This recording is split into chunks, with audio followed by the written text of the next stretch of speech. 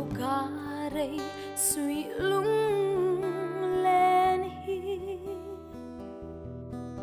suy theo mà lung lắm cả vai rồi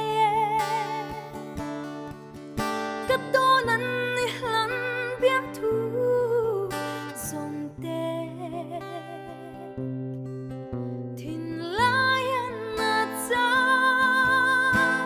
càng ngại em chê tôn lâu cả ra sen na an cả vàng hiên sầm băng in chân mây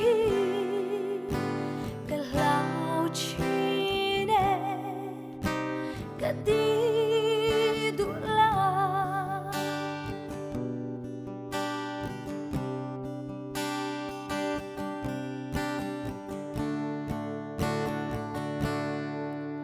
mình hiểu biết kia cả ring lâu che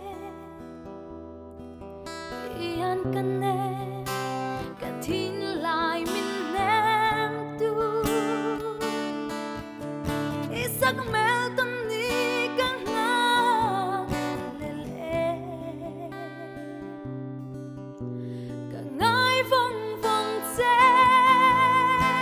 cả đi bóng tê tôn lô cả ra sen na an cả vàng hiên sầm băng in chân mây cả lao chi cả đi đủ la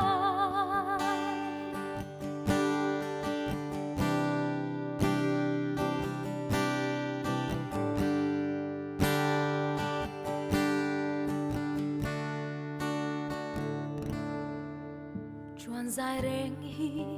cả rèn thấy lâu suy lung đâm tên gian mù cả thiên thấy